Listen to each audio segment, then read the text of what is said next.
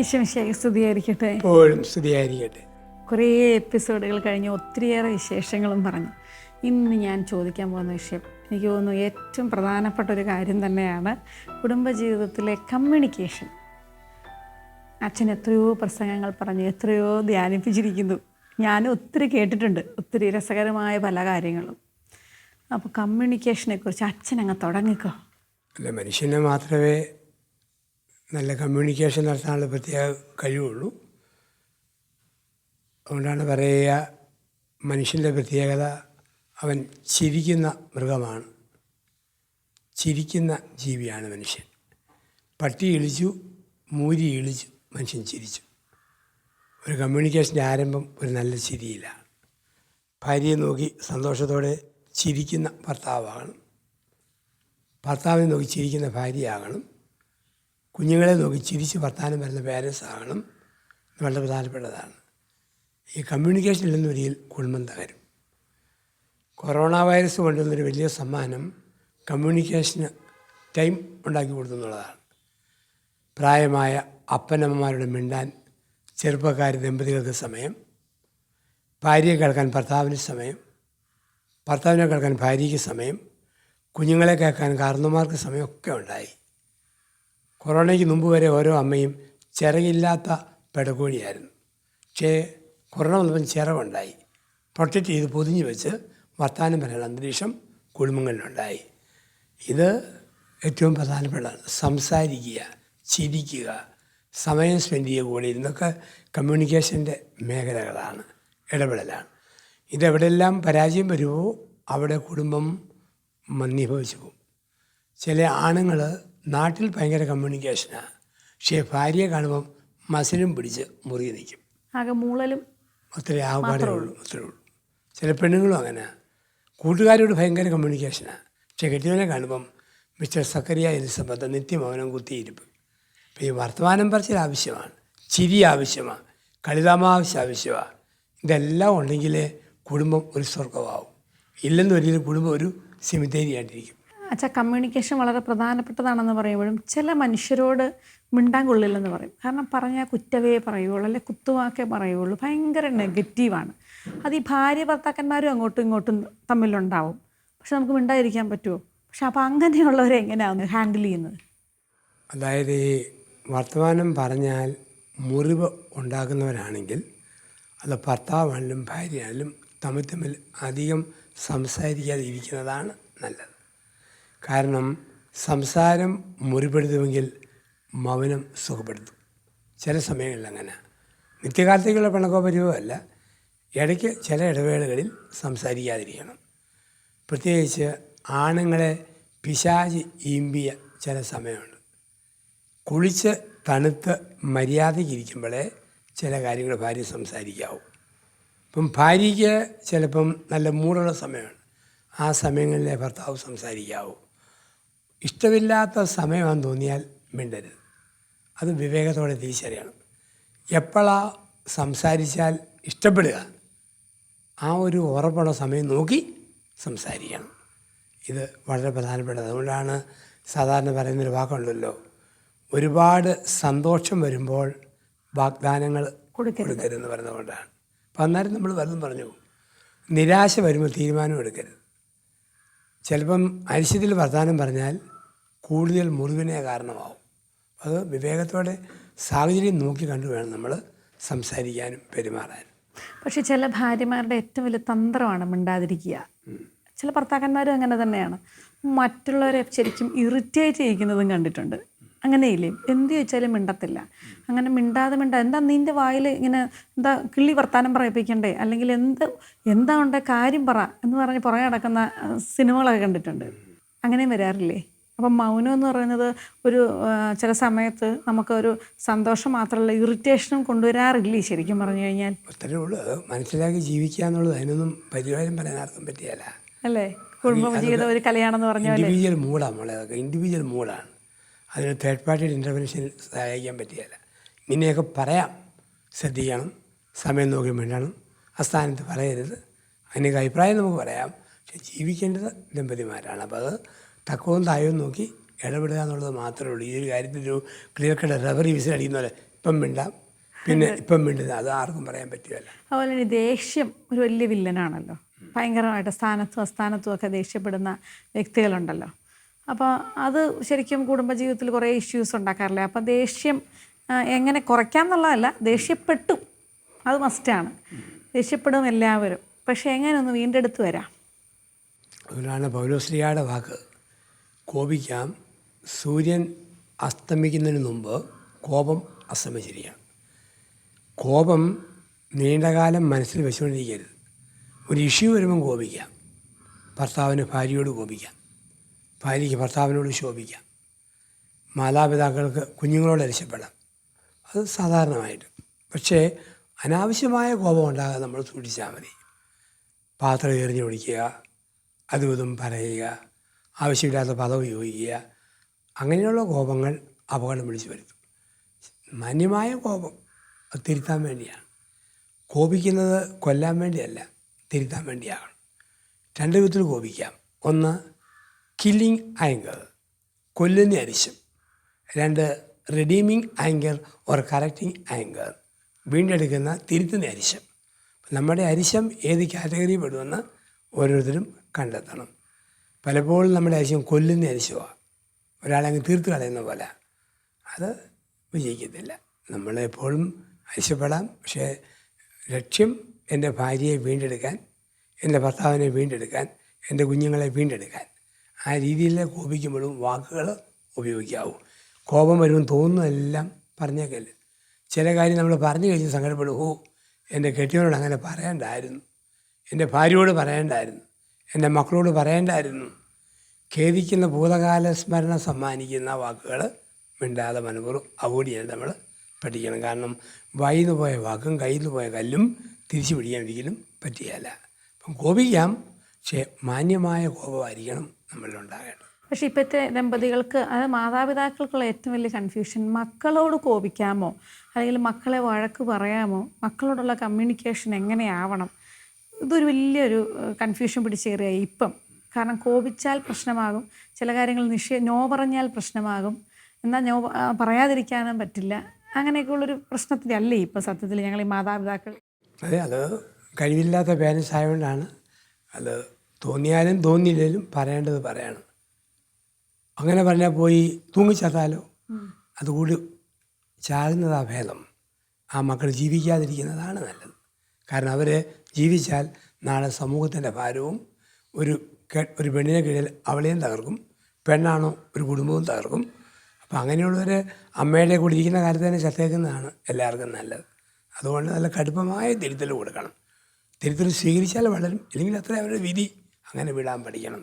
അല്ലാതെ കണ്ട് സൂചിപ്പിച്ച് കൊണ്ടുവന്നു കഴിഞ്ഞാൽ പിന്നീട് അവർ വരുംകാല തലമുറയ്ക്ക് എന്നും ഭാരമാണ്, സമൂഹത്തിന് നഷ്ടമാണ്. നമ്മുടെ ഈ മക്കളോടുള്ള കമ്മ്യൂണിക്കേഷനിൽ പലപ്പോഴും ഭാര്യയും ഭർത്താവും തമ്മിലുള്ള കമ്മ്യൂണിക്കേഷനേക്കാൾ കൂടുതൽ ചില വീട്ടിൽ മക്കളോടാണ് കമ്മ്യൂണിക്കേഷൻ. ചിലർ മക്കൾ ഇപ്പം അപ്പനോടൊരു കാര്യം ചോദിക്കണമെങ്കിൽ അമ്മ വഴിയൊക്കെയാണ് കമ്മ്യൂണിക്കേഷൻ. സത്യത്തിൽ എല്ലാവരോടും കമ്മ്യൂണിക്കേറ്റ് ചെയ്യാനുള്ളൊരു ഫ്രീഡം നമ്മൾ ഉണ്ടാക്കേണ്ടതല്ലേ കമ്മ്യൂണിക്കേഷനിൽ? തീർച്ചയായിട്ടും. പല കുടുംബങ്ങളിലും അപ്പനൊക്കെ തിരക്ക് കാരണം പരുഷമായ വാക്ക് പറയും. പല പിള്ളേർക്കും അത് മനഃപൂർവ്വം പറയുന്നതല്ല, സാഹചര്യത്തിൽ. പക്ഷെ പല കുഞ്ഞുങ്ങൾക്കും അത് അസ്വസ്ഥത ആയതുകൊണ്ട് അപ്രോച്ച് ചെയ്യാൻ അവർക്കൊരു ഭയം. പിന്നെ എല്ലാം അമ്മ വഴിയുള്ളൂ. കാരണം അമ്മയാണല്ലോ ഏറ്റവും വലിയ അഭയം. കാരണം കുഞ്ഞുങ്ങൾ അപ്പനേക്കാൾ കൂടുതൽ ബന്ധപ്പെടുന്ന അമ്മയോടാണ്. വർത്താനം മുഴുവൻ അമ്മയോടല്ലേ. അമ്മേ ചെരുപ്പെന്തിയെ, അമ്മേ ചോറെന്തിയെ, അമ്മ യൂണിഫോം എന്തിയെ, അമ്മ കുട എന്തിയെ, എല്ലാം അമ്മയോടാണ്. അപ്പനോട് ആകപ്പാട് ചോദിക്കുന്നു, അപ്പം അമ്മ എന്തിയെ, അത് ചോദിക്കാൻ വേണ്ടിയാണ്. അപ്പം അമ്മ വഴിയാണ് ചെല്ലുന്നത്. അതൊരു സാധാരണ രീതിയാണ്. ചിലർക്ക് അതില്ല, അവർ വളരെ ഫ്രണ്ട്സായിട്ട് അപ്പനോട് തന്നെ നേരിട്ട് ചോദിക്കും, പെൺപിള്ളേരും ആൺപിള്ളേരും ഒക്കെ. പക്ഷേ ചില കുടുംബങ്ങൾ ഇതേ ഉള്ളൂ വഴി, വരെ അടുക്കാൻ പറ്റുമല്ലോ. അപ്പോൾ അവിടെ അപ്പനും അമ്മയൊക്കെ ചിന്തിക്കേണ്ടത്, എൻ്റെ മക്കൾക്ക് വളരെ ഈസി ആയിട്ട് അപ്രോച്ച് ചെയ്യാവുന്ന രീതിയിൽ എൻ്റെ പെരുമാറ്റത്തെ ഞാൻ ക്രമീകരിക്കണം. കുഞ്ഞുങ്ങൾ മറ്റൊരു വഴി പോകാതിരിക്കാനും സ്നേഹത്തോടെ വളരാനും ഒക്കെ ആ രീതിയിൽ സംസാര രീതി, ഇടപെടുന്ന രീതി ഒരപ്പം ക്രമീകരിക്കണം. അത് അപ്പൻ്റെ ഭാഗത്ത് ശ്രദ്ധിക്കേണ്ട കാര്യം. പിന്നെ ഒരിക്കലും ഈ അമ്മ മക്കളെ പ്രൊട്ടക്റ്റ് ചെയ്തുകൊണ്ട് അമ്മയാണ് മക്കളുടെ സംരക്ഷക ആ രീതിയിലും പെരുമാറരുത്. അത് ഓട്ടോമാറ്റിക്കായിട്ട് മക്കളെ അപ്പനിൽ നിന്നും അകറ്റും. അത് അമ്മയെ ശ്രദ്ധിക്കണം. പക്ഷെ ഞാനിങ്ങനെ തിരിച്ച് ഇങ്ങനെ ആലോചിക്കുമായിരുന്നു, ചില കേസുകളിൽ കണ്ടിട്ടുള്ളത് ഈ അപ്പന്മാർ ഭയങ്കര പ്രൊട്ടക്റ്റീവാണ്, തല്ലുവും വഴക്ക് പറയുകയും ഒന്നും ചെയ്യത്തില്ല. അമ്മമാരെല്ലാം ഇപ്പം ഭയങ്കര സ്ട്രിക്റ്റാണ് പെൺകുട്ടികളോടും ആൺകുട്ടികളോടും ഒക്കെ. പഠിക്കുക, അത് ചെയ്യുക, ഇത് ചെയ്യുക എന്നൊക്കെ 24 hours പറയുന്നത് അമ്മമാരാണ്. അപ്പന്മാരിങ്ങനെ ജോലിയൊക്കെ കഴിഞ്ഞ് ഇടയ്ക്ക് മാത്രം പ്രത്യക്ഷപ്പെട്ടിട്ട് വളരെ സ്നേഹമായിട്ട് തൂത്തുകടവി എന്തെങ്കിലുമൊക്കെ പറഞ്ഞിട്ടങ്ങ് പോകും. അപ്പോൾ അമ്മമാരിപ്പോൾ ഭയങ്കര വില്ലൻ നേച്ചറാണ് മക്കളുടെ മുമ്പിൽ. അപ്പന്മാരെ ഭയങ്കര ഇഷ്ടവുമാണ് ഇപ്പോഴത്തെ കുട്ടികൾക്ക്.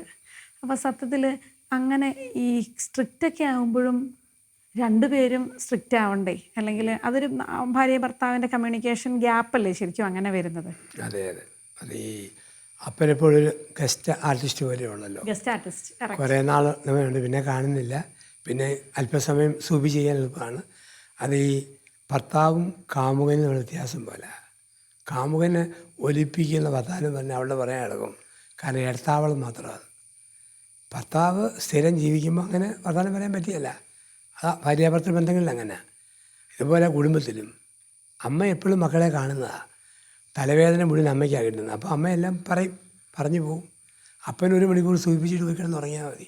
അത് ശരിയല്ലല്ലോ. അപ്പം വിവരമുള്ള അപ്പനാണെന്നൊരു മക്കളോട് പറയും, മക്കളെ അമ്മ പറയുന്നതല്ല കേട്ടോണം, നിങ്ങളുടെ നന്മയ്ക്ക് വേണ്ടി അമ്മ പറയുന്നത്. അപ്പനെപ്പോഴും ഇവിടെ ഇല്ല, അമ്മയേ ഉള്ളൂ. അതുകൊണ്ടാണെന്നും പറഞ്ഞ് ഒരിക്കലും മക്കളുടെ പക്ഷം പിടിക്കാതെ അമ്മയുടെ പക്ഷം പിടിക്കണം.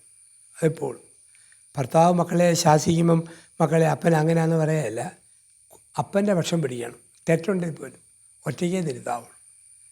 ആരെങ്കിലും പറയുമോ, ഏതൊരു നല്ല അമ്മ പറയുമോ, മോനെ മിനിയാന്ന് അപ്പൻ എന്നെ തല്ലി, ഇന്നലെ പെങ്ങളെ തല്ലി, ഇന്ന് നിന്നെ തല്ലി, നാളെ നമുക്ക് അപ്പനെ തട്ടാനോടന്ന് ഒരമ്മയും പറയാമല്ലോ. ഇതാണ് ജീവിതം. അപ്പം ഇത് നല്ല വശത്തിനാണെന്ന് പറഞ്ഞ് മക്കളെ ബോധ്യപ്പെടുത്തണം. അപ്പൻ്റെ പക്ഷം അമ്മ ന്യായീകരിക്കണം, അമ്മയുടെ പക്ഷം അപ്പൻ ന്യായീകരിക്കണം. അങ്ങനെ ന്യായീകരിക്കുന്നതാണ് റോൾ മോഡൽ. അവിടെ കമ്മ്യൂണിക്കേഷനുണ്ട്. അതില്ലാതെ വന്നു കഴിയുമ്പോഴത്തേക്ക് ഒറ്റയ്ക്ക് പലതും പറയും, തോന്നുപോലെ ചെയ്യും. ഞാൻ കഴിച്ചു എന്തോ ഒരു വീഡിയോയിൽ കണ്ടതാണ്, ഈ അവധിക്കാലം വരുമ്പം പണ്ടൊക്കെ ആണെങ്കിൽ മക്കൾ വീട്ടിലിരിക്കുന്നു, ഭയങ്കര എൻജോയ്മെൻ്റാണ്, കളിക്കുന്നു. പക്ഷേ ഇപ്പോഴത്തെ അമ്മമാർക്കൊക്കെ ഇവർ നോക്കണം, അല്ലെ വീട്ടിലിരുന്ന ശല്യമാണ്, ബഹളമാണ്, എങ്ങനെയെങ്കിലും സ്കൂൾ തുറന്നാൽ മതി എന്നുള്ളതൊക്കെ പറയുന്നത് കേട്ടിട്ടുണ്ട്. സത്യത്തിൽ ഇങ്ങനെ തോന്നുന്നതിൻ്റെ പിന്നിൽ, അതായത് എന്താ ഈ അച്ഛൻ പറഞ്ഞ പോലെ അമ്മയാണ് എപ്പോഴും എല്ലാ കാര്യങ്ങളും ചെയ്യുന്നത്. പക്ഷെ ഇപ്പോൾ രണ്ടു കൂട്ടരും വർക്ക് ചെയ്യുന്ന ഒരു സാഹചര്യമൊക്കെയാണല്ലോ എല്ലാ വീടുകളിലും. രണ്ടുപേരും ഈക്വലി ഈ IT ഫീൽഡിലൊക്കെ ആകുമ്പം കഷ്ടപ്പെട്ട് രാത്രിയിലൊക്കെ തന്നെയാണ് എത്തിച്ചേരുന്നത്. അപ്പോൾ അപ്പന്മാരും കൂടെ എത്രത്തോളം ഒരു ഉത്തരവാദിത്വം എടുക്കേണ്ടതുണ്ട് ശരിക്കും. ഈക്വലി ഇമ്പോർട്ടൻ്റ് അല്ലേ അവരുടെ ഈ ആത്മീയ കാര്യങ്ങളിലും പഠന കാര്യങ്ങളിലും ഒക്കെ? എല്ലാ കാര്യങ്ങളും ഈ വിദേശങ്ങളിലൊക്കെ അങ്ങനെ തന്നെ നമ്മുടെ ആൾക്കാർ ചെയ്യുന്നുണ്ട്. പക്ഷെ ഇവിടെ വന്നു കഴിയുമ്പോഴത്തേക്ക് ഇവിടെ മറ്റൊരു മോഡലാണ് മൊത്തം സമൂഹമേ. അതിൻ്റെ ഭാഗമായിട്ട് വീഴുന്നു കുറേ പേര്. ഇവിടെയാണെങ്കിലും അങ്ങനെയുണ്ട്. ചെയ്യുന്നത് റെസ്പോൺസിബിലിറ്റി ഷെയർ ചെയ്യണം, തമ്മിലൊരു ധാരണ വേണം, മനസ്സിലാക്കണം, ഒരുമിച്ച് നിൽക്കണം. ഇപ്പോൾ കുഞ്ഞുങ്ങൾക്ക് തോന്നണം ഇവർ ഒരുമിച്ചാണ്, ചുമ്മാ പിള്ളേരിൽ നടക്കുകയല്ല, വെളിച്ചെണ്ണ നടക്കുകയല്ല. രണ്ട് വിധമാണ് പിള്ളേർ മുതലെടുക്കും. അതുകൊണ്ടാകാതിരിക്കാൻ ശ്രദ്ധിച്ച് റെസ്പോൺസിബിലിറ്റി ഷെയർ ചെയ്ത് ഇക്വാലിറ്റി പ്രഖ്യാപിച്ച് ജീവിതം മുമ്പോട്ട് കൊണ്ടുപോകണം. പിന്നെ ഈ ഒരു സുരക്ഷിതത്വ ബോധം ശരിക്കും അത് മക്കൾക്കാണെങ്കിലും ഭാര്യയ്ക്കാണെങ്കിലും ഭർത്താവിനാണെങ്കിലും നമ്മുടെ കുടുംബത്തിൽ നിന്നാണല്ലോ തോന്നേണ്ടത്. അപ്പോൾ ഒരു കമ്മ്യൂണിക്കേഷനും ഒരു സുരക്ഷിതത്വ ബോധവും തമ്മിൽ എന്തെങ്കിലും ഒരു കണക്ഷൻ ഉണ്ടോ ശരിക്കും? അതായത് വർത്തമാനം പറച്ചിലില്ലാത്ത കുടുംബത്തിൽ സുരക്ഷിതത്വ ബോധം ഭാര്യയ്ക്ക് തോന്നിയാൽ ഭർത്താവിനും തോന്നിയാൽ സംസാരമുണ്ടോ രണ്ടുപേരുടെയും മനസ്സിലാക്കാം. അപ്പം നമ്മൾ സേഫാണ്. ഉദാഹരണം, എന്നും പോയി കാശ് വെച്ച് ചീട്ടും കളിച്ച് കള്ളും കുടിച്ച് ക്ലബ്ബിലിരിക്കുന്ന കെട്ടിയവൻ ഭാര്യയ്ക്കും മക്കൾക്കും നഷ്ടപ്പെടുന്നത് സെക്യൂരിറ്റി ഫീലിംഗാണ്. അതേസമയത്ത് സമയം കണ്ടെത്തി ഭാര്യയോടും മകളോടും സംസാരിച്ച് കൂടെ ഇരിക്കുന്ന ഭർത്താവ് കൊടുക്കുന്നത് സെക്യൂരിറ്റി ഫീലിംഗാണ്. വീട് വൃത്തിയില്ലാതെ അലക്ഷ്യമായി വലിച്ചു വാരിയിട്ട് ഒരു ചിട്ടയും മെനയില്ലാതെ പരിക്കാൻ കൊണ്ടുവന്ന സ്ത്രീ നഷ്ടപ്പെടുന്നത് ഭർത്താവിൻ്റെയും മകളുടെയും സെക്യൂരിറ്റി ഫീലിംഗാണ്. ഭർത്താവിന് തോന്നണം ഇവിടെ കയ്യിൽ എൻ്റെ കുടുംബം ഭദ്രമാണ്, ഞങ്ങളുടെ പാരമ്പര്യം ഭദ്രമാണ്. ആ ഭദ്രമാണെന്ന് തോന്നുന്ന വിധത്തിൽ ആ ഭാര്യയും പെരുമാറണം. എപ്പോഴും ഭർത്താവിനെക്കുറിച്ച് വില കുറച്ച് മാത്രം പറഞ്ഞാൽ, വളരെ താഴ്ത്തി പറഞ്ഞാൽ സെക്യൂരിറ്റി ഫീലിംഗ് പോകും. ഭാര്യ എപ്പോഴും പൊട്ടി ശവം കഴുതാമെന്ന് പറഞ്ഞാൽ അവൾക്കും അത് പോകും. ചിലപ്പം ഉദ്ദേശിച്ചായിരിക്കില്ല പറയുന്നത്, പക്ഷേ പറച്ചിൽ മനസ്സിനെ ബാധിക്കും. അങ്ങനെ ബാധിച്ചു കഴിഞ്ഞാൽ പിന്നെ നമ്മുടെ എല്ലാ ഇടപെടലുകളിലും ഈ ബുദ്ധിമുട്ടുണ്ടായിക്കൊണ്ടിരിക്കും.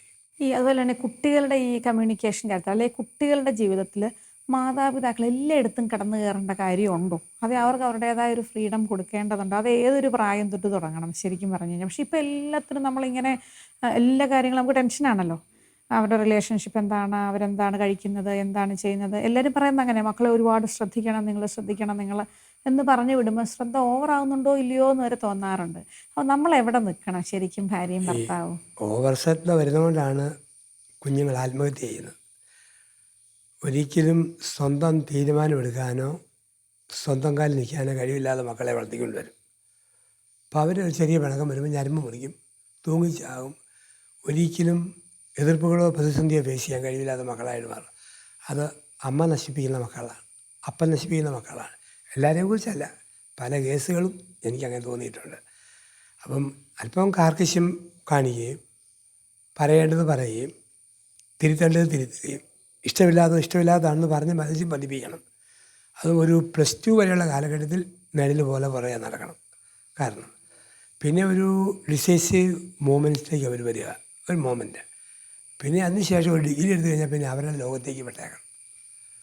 തെറ്റായത് എന്തെങ്കിലും കണ്ടാൽ തിരുത്തണം, ആവശ്യമില്ലാത്ത ടെൻഡൻസി ഉണ്ടെന്ന് അറിഞ്ഞ് തിരുത്തണം. ബാക്കി അതിൽ അധികം ഇടപെടാതെ ഫ്രീഡം അനുവദിച്ചു കൊടുക്കുക, സ്വാതന്ത്ര്യം അനുവദിച്ചു കൊടുക്കുക. അങ്ങനെ കൊടുക്കുന്നത് വളരെ പ്രധാനപ്പെട്ടതാണ്. അല്ലെങ്കിൽ ഒരിക്കലും തിരുത്താൻ മേലാത്ത, സംസാരിക്കാൻ കഴിവില്ലാത്ത, തിരഞ്ഞെടുക്കാൻ മേലാത്ത ഒരവസ്ഥയിലേക്ക് നമ്മുടെ ആൾക്കാർ മാറിക്കൊണ്ടിരിക്കും. അപ്പം അങ്ങനെ നമ്മൾ കുഞ്ഞുങ്ങളുടെ ഭാവിയെ നശിപ്പിക്കുന്നവരായിട്ട് മാറും. അതുപോലെ നമ്മുടെ ഈ ഗ്രാൻഡ് പേരൻസ് വീട്ടിലുള്ള അവരുണ്ടല്ലോ, അതായത് നമ്മുടെ ചിലപ്പോൾ അമ്മായപ്പൻ, അമ്മായിമ്മ, അച്ഛനമ്മ, ഇവരൊക്കെ ഉള്ളൊരു കമ്മ്യൂണിക്കേഷൻ, അവരുമായിട്ടുള്ളൊരു കമ്മ്യൂണിക്കേഷൻ്റെ ഒരു പ്രാധാന്യം. അത് പേരക്കുട്ടികളെ കൊണ്ട്, കൊച്ചു കുഞ്ഞുങ്ങളെ കൊണ്ട് വല്യപ്പനോടും വല്യമ്മയോടും ഒക്കെ വർത്തമാനം പറയിപ്പിക്കണം. മുത്തശ്ശനോടും മുത്തശ്ശിയോടൊക്കെ സംസാരിക്കുന്ന രീതി. അങ്ങനെ സംസാരിക്കുമ്പോൾ അവർക്ക് പഴയ അറിവുകൾ കിട്ടും. ഗ്രാൻഡ് പേരൻസിൻ്റെ കൂടെ ജീവിക്കുന്ന കൊച്ചു കുട്ടികളിൽ മച്യൂരിറ്റി കൂടുതലാണ്. പല കഥകളും ഉപമകളും കവിതകളും ഒക്കെ അവർ പറഞ്ഞ് കേൾപ്പിച്ച് ആ ഒരു ആഴം മകളിലേക്ക് വരും. അതില്ലെങ്കിൽ അവരെപ്പോഴും കിള്ളിയും തോണ്ടിയും ഫോണും കൊണ്ടിരിക്കും. ഫോണിൻ്റെ കൂടെ ഇരിക്കുന്ന ആ സമയത്തേക്കാൾ കൂടുതൽ അപ്പനമ്മ, വല്യപ്പൻ, വല്യമ്മ ആ കൂടുതൽ ഇരുത്തണം. അതിലൂടെ കുഞ്ഞുങ്ങൾക്ക് കിട്ടുന്ന അറിവ് വളരെ വലുതാണ്. ആ മക്കൾക്ക് മച്യൂരിറ്റി ഉണ്ട്, നല്ല ഈടുണ്ട്, പക്വതയുണ്ട്, അതിലേക്ക് കടന്നു വരും. ചില സിറ്റുവേഷൻസ് ഉണ്ടാകാറുണ്ടല്ലോ, അമ്മ ഒരു കാര്യത്തോട് നോ പറയും, അപ്പോൾ വെല്ലുമ്മച്ചി ഓക്കെ പറഞ്ഞ് സാധിച്ചു കൊടുക്കും. അപ്പോൾ അങ്ങനെ ഒരു കുടുംബത്തിൽ തന്നെ പല പ്രശ്നങ്ങളും ഉണ്ടാകുന്നത് കണ്ടിട്ടുണ്ട്. ഗ്രാൻഡ് പേരൻസിൻ്റെ കമ്മ്യൂണിക്കേഷൻ മാതാപിതാക്കളുടെ കമ്മ്യൂണിക്കേഷൻ നേരെ എതിരാകും. അങ്ങനെ സിറ്റുവേഷൻ വരാറില്ലേ?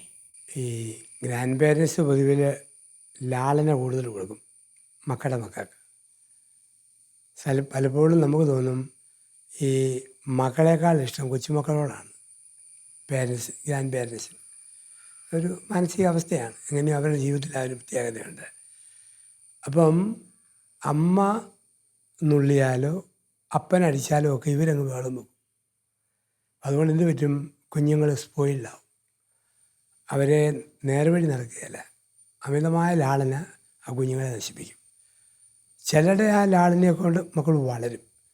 ഈ സ്വന്തം അമ്മയും അപ്പനും പറയുന്നതിന് അപ്പുറത്തേക്ക് കയറി അമിതമായ ലാളിക്കുന്ന ഗ്രാൻഡ് പേരൻസ് ഉണ്ടെങ്കിൽ അവരെ വീട്ടിൽ നിന്ന് മാറ്റണം. അവർ നിൽക്കുന്നത് കുഞ്ഞുങ്ങളുടെ ഭാവിയെ ബാധിക്കും. അതേസമയം ഈടുള്ള വല്യപ്പനും വല്യമ്മയും നല്ലത് പറഞ്ഞ് പഠിപ്പിക്കുന്നവരാണ്, അവരുടെ സാന്നിധ്യം കുഞ്ഞുങ്ങളെ വളർത്തും. കാരണം യങ് ദമ്പതികളേക്കാൾ കൂടുതൽ ജീവിതാനുഭവമുള്ളവർക്ക് കുഞ്ഞുങ്ങളെ ഗൈഡ് ചെയ്യാൻ പറ്റും. പക്ഷെ നിൽക്കേണ്ട നിലയിൽ, അതിർത്തിയിൽ ആ വല്യമ്മ, വല്യപ്പൻ, അല്ലെ അപ്പാപ്പൻ, അമ്മാമ്മ നിൽക്കണം. അല്ലെങ്കിൽ കുഞ്ഞുങ്ങളെ നെഗറ്റീവായിട്ട് ബാധിക്കും. അത് മോൻ അമ്മയെക്കാളുപരി ഇവരുടെ മോൻ തന്നെ പറയണം, അമ്മയപ്പ അത് ശരിയാവുകയല്ല, അതുകൊണ്ട് കുഞ്ഞുങ്ങളെ ബാധിക്കുന്നുണ്ട്. അങ്ങനെയുള്ള വർത്തമാനം പ്രതീക്ഷിക്കുന്നില്ല, നിങ്ങളൊന്ന് ശ്രദ്ധിക്കണം കേട്ടോ. ഇഷ്ടപ്പെടില്ലെങ്കിലും ഒരിക്കലും ഇഷ്ടപ്പെടാതിരിക്കുന്നതാണ് തകർച്ച വരുന്നതിനേക്കാൾ ഭേദം. ഈ ഭാര്യമാർക്കും അതുപോലെ തന്നെയല്ലേ, ചിലപ്പം വീട്ടിൽ നിന്ന് ആരെങ്കിലും കുറ്റപ്പെടുത്തുകയോ അമ്മയൊക്കെ ആവശ്യമില്ലാതെ കുറ്റം പറയുന്ന അവസരങ്ങളൊക്കെ വരുമ്പം ഭർത്താവ് വേണ്ടേ അങ്ങനെയല്ല എന്ന് പറഞ്ഞ് തിരുത്തി കൊടുക്കാനും അല്ലെങ്കിൽ ഭാര്യയുടെ സപ്പോർട്ട് പിടിക്കാനും അങ്ങനെയൊക്കെ ഒരുപാട് കേസുകൾ പറഞ്ഞു കേൾക്കാറുണ്ട്. അല്ലേ, പല ആണുങ്ങളും നമ്മൾ പണ്ടിരിക്കെ പറഞ്ഞതുപോലെ ഈ മൗനത്തിലേക്ക് പോകും. മൗനം അത് അപകടമാണ്. അത് നല്ല അപകടകരമായ മൗനമാണ്. സംസാരമില്ലാതെ വരുന്നതിന് അപകടം. അപ്പോൾ അത് പറയേണ്ട സമയത്ത് മുഖം നോക്കാതെ അമ്മയോടും ഭാര്യയോടും പറയണം. കുറച്ച് കഴിയുമ്പോൾ അവർക്ക് മനസ്സിലാകും വീട്ടിൽ നിന്ന് പറയുന്ന ആളാ, ആ രീതിയാണ്. പിന്നെ ശ്രദ്ധിക്കും, ഇടപെടലിൽ ശ്രദ്ധിക്കും. അപ്പം അത് ആ രീതിയിൽ പല ആണുങ്ങളും നമ്മൾ പറയല്ലോ, ഒരു കൃത്യസമയത്തൊന്ന് തുന്നിയാൽ 9 വിള്ളലുകൾ അടയ്ക്കാം. സ്റ്റിച്ചിങ് ടൈം സേവ്സ് 9 എന്ന് പറയും. അത് പ്രധാനപ്പെട്ടത്. അപ്പം അങ്ങനെ പറയാൻ അപ്പന് പറ്റണം, കുടുംബനാഥന് പറ്റണം. പറ്റിയില്ലെങ്കിൽ അത് കുഞ്ഞുങ്ങളെയും കുടുംബത്തെയും മൊത്തം നെഗറ്റീവായിട്ട് ബാധിക്കും. തീർച്ചയായിട്ടും നോ പറയേണ്ടടുത്ത് നോ പറയണം, യേസ് പറയേണ്ടടുത്ത് യേസ് പറയണം. മക്കളോടുള്ള ഒരു കമ്മ്യൂണിക്കേഷൻ്റെ കാര്യത്തിലാണെങ്കിലും നിർത്തേണ്ടടുത്ത് നിർത്തണം. ഇതെല്ലാം അച്ഛനെന്ന് പല കാര്യങ്ങളിലൂടെ ഷെയർ ചെയ്തു. എന്തായാലും ഒത്തിരി സന്തോഷം. നമുക്ക് അടുത്ത എപ്പിസോഡിൽ പുതിയൊരു വിഷയമായിട്ട് കാണാം. Thank you so much. Thank you. വീണ്ടും നമുക്ക് കാണാം.